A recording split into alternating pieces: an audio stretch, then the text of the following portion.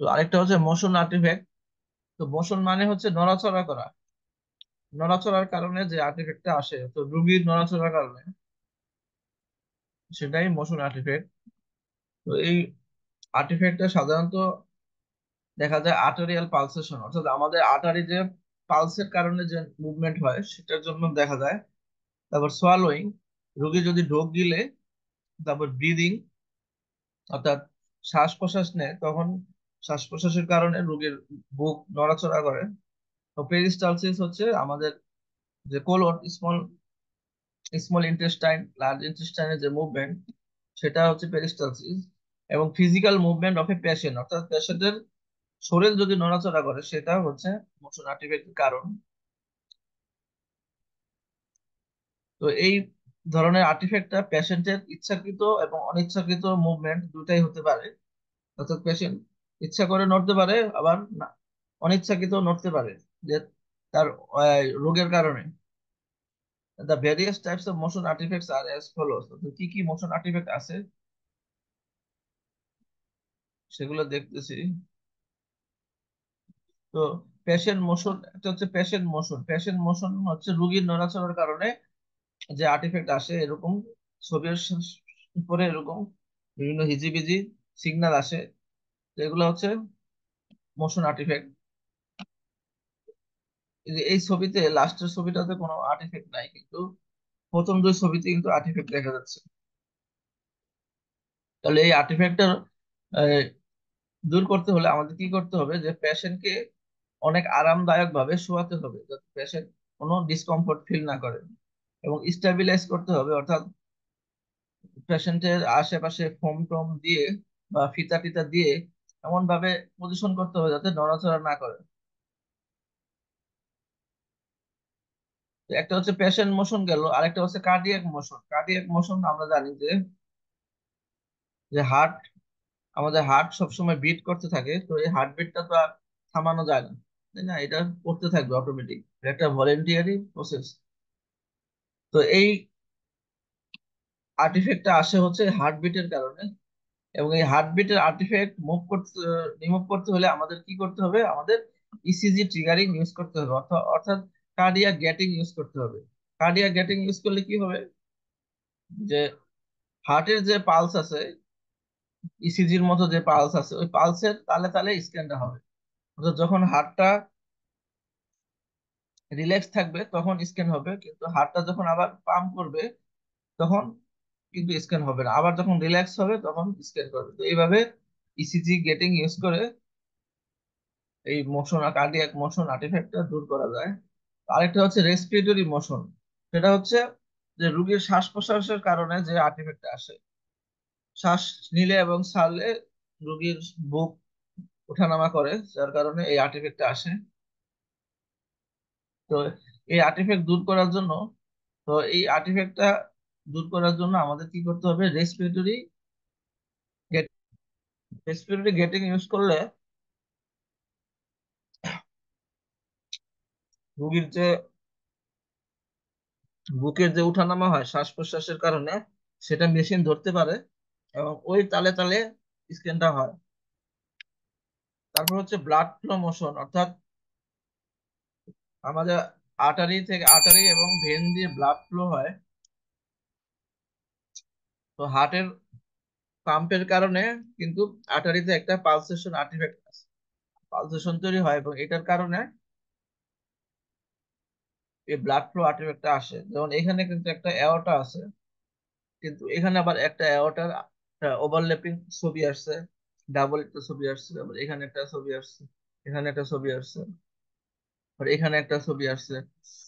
তো এগুলো হচ্ছে ব্লাড ফ্লো মোশন আর্টিফ্যাক্ট।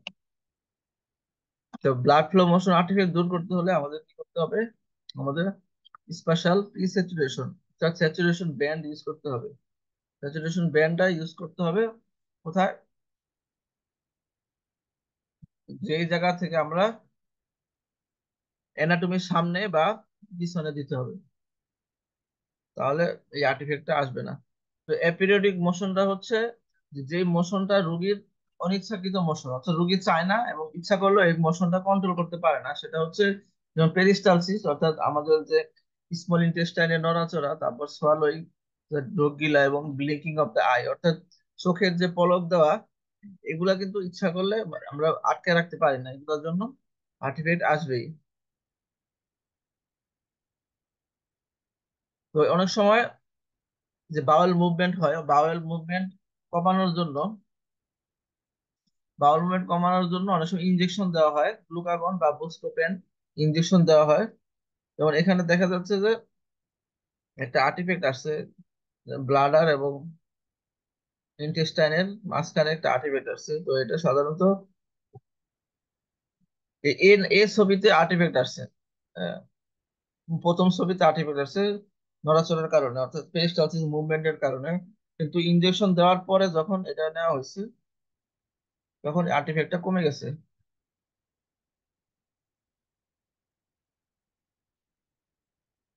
তারপর হচ্ছে পয়েন্ট আর্টিফেক্ট। পয়েন্ট আর্টিফেক্ট সাধারণত একটা সাদা স্পট থাকে ইমেজ ছবির মাঝখানে।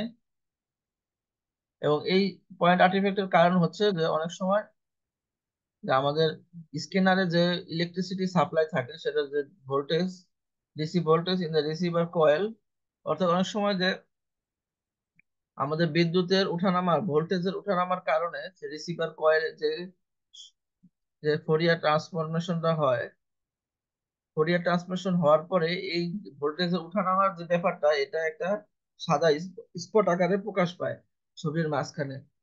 তো এখানে ব্রেনের মাঝখানে আমরা একটা সাদা স্পট দেখতেছি। তো এখানেও ব্রেনের মাঝখানে একটা সাদা স্পট দেখতেছি। তো এটা একটা আর্টিফ্যাক্ট। এবং এটা, এই আর্টিফ্যাক্টটা চেনা না থাকলে অনেক সময় প্যাথোলজি ধরে নিতে পারি আমরা, কিন্তু এটা তো প্যাথোলজি না। তো পরে হচ্ছে স্লাইস ওভারল্যাপ আর্টিফ্যাক্ট। একটা স্লাইস যখন আরেকটা স্লাইসের উপর পড়ে যাবে, তখন একটা আর্টিফ্যাক্ট তৈরি হবে।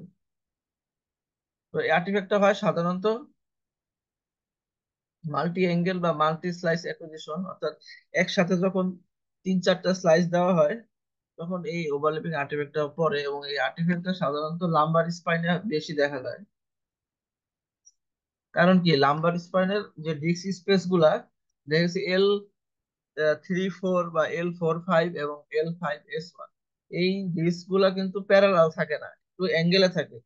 তো যখন আমরা এই স্লাইস গুলাও অ্যাঙ্গেল করতে যাই, তখন দেখা গেছে যে উপরের স্লাইস আর নিচের স্লাইস অ্যাঙ্গেল করার কারণে একটা আরেকটার উপর পড়ে গেছে।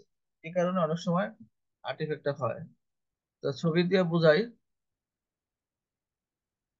যে এখানে বড় বড় করে দেখানো হয়েছে। আসলে এরকম হয় যে উপরে যে লাল কালার যে স্লাইস গুলো দেখা গেছে যে নীল কালার যে স্লাইস, পিছন দিক দিয়ে তিনটা স্লাইস, এবং সবুজ কালার যে স্লাইস গুলো, তিনটা স্লাইস কিন্তু একটা আরেকটার উপর পড়ে গেছে পিছন দিক দিয়ে, এবং এদিক দিয়েও পড়ে গেছে, মাঝখানের দিক দিয়ে পড়ে গেছে। তো আসলে এইভাবে তো স্লাইস দেওয়া হয় না, এটা জাস্ট বোঝানোর জন্য দেখানো হয়েছে। স্লাইস দেওয়া হয় ডিস্কের উপরে। কিন্তু যখন বেশি অ্যাঙ্গেল হয়ে যায়, তখন একটা স্লাইস আর একটা স্লাইসের পিছন দিকে ওভারল্যাপিং হয়, এবং এটার কারণে এই ছবিতে দেখা যাচ্ছে এরকম এরকম সাদা কালো দাগ দাগ আসছে। ঠিক আছে, এরকম রেক রেক রেক রেক, সাদা সাদা কালো কালো, তো কালো সাদা কালো এরকম আর্টিফেক্ট আসছে। তো এই আর্টিফেক্টটা আসে সাধারণত এরকম স্লাইস গুলো যখন একটা আরেকটার উপর উপর পড়ে যায়, তখন এই আর্টিফেক্টটা আসে। তো তো আরেকটা হচ্ছে susceptibility artefact.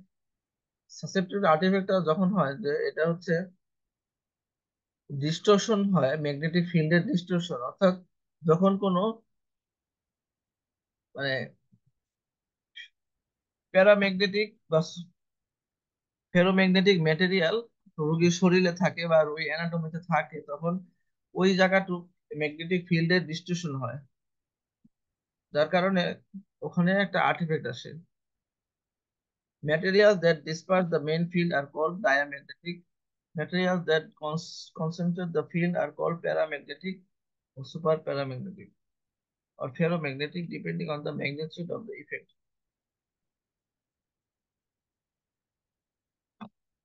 All biological tissues are also diamagnetic but weekly. অর্থাৎ আমাদের শরীরে যে টিস্যুগুলো আছে এগুলো সবই হলো ডায়াম্যাগনেটিক এবং এগুলো দুর্বল প্রকৃতির, কিন্তু যদি কোনো মেটালিক আয়ন থাকে যেমন আয়রন, তারপর ম্যাঙ্গানিজ, গ্যাডোলিডিয়াম, এগুলো যদি টিস্যুতে থাকে, এগুলো থাকলে এগুলা একটা দুর্বল প্যারাম্যাগনেটিজম তৈরি করে ওই টিস্যুতে। এবং most powerful magnetic field susceptibly occur in solid metal object. অর্থাৎ যদি কোনো সলিড মেটাল থাকে রোগীর শরীরে, এবং সেটা হতে পারে প্রস্থেসিস হতে পারে, অর্থাৎ হিপ জয়েন্টের প্রস্থেসিস বা সার্জিক্যাল ক্লিপ হতে পারে, এবং স্ক্রু হতে পারে, এবং সেফটি পিন হতে পারে, তারপর পয়সা হতে পারে, এগুলা যদি রোগীর শরীরে থাকে, এগুলো হলো ফেরোম্যাগনেটিজমস, তখন এগুলার কারণে আর্টিফ্যাক্ট আসে। তো সাসেপ্টিবল আর্টিফ্যাক্ট গুলা এরকম হয়, যেমন এই যে নি জয়েন্টের ক্ষেত্রে দেখা যাচ্ছে যে এখানে হয়তো কোনো মেটাল আছে, মেটালের কারণে অপারেশন করে হয়তো কোনো মেটাল লাগানো আছে যার কারণে এখানে আর্টিফ্যাক্ট আসছে। আবার ব্রেনের ক্ষেত্রে ব্রেনের মাথার উপরে হয়তো কোনো মেটাল কিছু আছে, অথবা রোগীর অপারেশন করে স্কালে সেলাই করা হয়েছে মেটাল কিছু দিয়ে। তারপর এখানে ব্রেনে দেখা যাচ্ছে যে রোগীর দুই কানের কানের দিকে আর্টিফ্যাক্ট আসছে, হয়তো রোগীর কানের দুল থাকতে পারে। তারপর এখানে একটা দেখা যাচ্ছে পিটুইটারি গ্ল্যান্ডের ঠিক মাঝখানে একটা আর্টিফ্যাক্ট আসছে। এখানে ব্রেনের হেমোরেজের কারণে, ব্রেনের হেমোরেজের চারদিকে যে আয়রন ডিপোজিশন হয়, এই আয়রন ডিপোজিশনের কারণে এখানে যে কালো কালো একটা লাইট হয়েছে, এটা কিন্তু একটা সাসেপ্টিবিলিটি আর্টিফ্যাক্ট। তারপর লাম্বার স্পাইনের ক্ষেত্রে যে স্ক্রু দেওয়া হয়েছে, স্ক্রু দিয়ে যে ফিক্স করা হয়েছে, এই স্ক্রু একটা মেটাল, এবং এই স্ক্রুর কারণে কিন্তু এইরকম আর্টিফ্যাক্ট আসছে। তারপর অনেক সময় চোখের মধ্যে অনেক কিছু দেওয়া থাকে, যেমন আইলাইনার দেওয়া থাকে বা অনেক কিছু মেয়েরা দেয়, সেক্ষেত্রে কিন্তু ওগুলোর মধ্যে মেটাল জিনিস থাকে, এবং এই কারণে কিন্তু চোখটা কিন্তু আর্টিফ্যাক্ট আসতে পারে চোখের সামনে। এবং এই ব্রেন এমআরআই সেজিটাল ইমেজে দেখা যাচ্ছে যে মুখের এদিক দিয়ে কিন্তু ছবিটা ডিস্টরশন হয়ে গেছে। মুখের এদিকটা কিন্তু এমন থাকার কথা না, হয়তো রোগীর মুখে বা দাঁতে কোনো ডিভাইস লাগানো আছে, কোনো মেটালিক ডিভাইস আছে যার কারণে ছবিটা এরকম আসছে। তো আরেকটা হচ্ছে জিপার আর্টিফ্যাক্ট। তো জিপার আর্টিফ্যাক্টটা হয় সাধারণত যখন বাইরে থেকে কোনো রেডিও ফ্রিকোয়েন্সি এমআরআই রুমের ভিতরে ঢুকে, তখন কিন্তু জিপার আর্টিফ্যাক্টটা হয়। এবং অনেক সময় যদি মেশিনের হার্ডওয়্যার এবং সফটওয়্যার প্রবলেমের কারণেও জিপার আর্টিফ্যাক্টটা হয়। এবং যদি দরজা খোলা থাকে, এমআরআই রুমের দরজা খোলা থাকে, সেক্ষেত্রে জিপার আর্টিফ্যাক্টটা হয়। তো এই আর্টিফ্যাক্টটা যাতে না হয় সেক্ষেত্রে অবশ্যই এই সার্ভিস ইঞ্জিনিয়ারকে জানতে হবে যে সমস্যাটা হচ্ছে কোথায়, এটা বের করতে হবে। তো জিপার আর্টিফ্যাক্টটা সাধারণত এরকম হয়, এরকম ঝিরঝির ঝিরঝির চেনের মতো একটা লাইন আসে, এই চেনের মতো একটা লাইন আসে ছবির মাঝখান দিয়ে। এরকম একটা লাইন হতে পারে বা এরকম কয়েকটা লাইন হতে পারে, এরকম কয়েকটা লাইন একসাথে হতে পারে। তো এখানে একটা জিপার আর্টিফ্যাক্ট। আবার এরকম আর্টিফ্যাক্ট লম্বা লম্বি হতে পারে। তারপর আছে ইমপ্রপার কয়েল সিলেকশনের কারণে, অর্থাৎ যদি প্রপার কয়েল সিলেক্ট করা না হয় তাহলে কিন্তু এরকম আর্টিফ্যাক্ট আসতে পারে, এরকম ঝিরঝির দানা দানা আসতে পারে। আর এটা হচ্ছে এরর প্রসেসিং আর্টিফ্যাক্ট, অর্থাৎ কম্পিউটার সিস্টেমে যদি প্রসেস করতে সমস্যা হয় কোনো কারণে, এরকম এরকম দাগ দাগ আসে, জেব্রার মতো সাদা কালো দাগ দাগ আসে।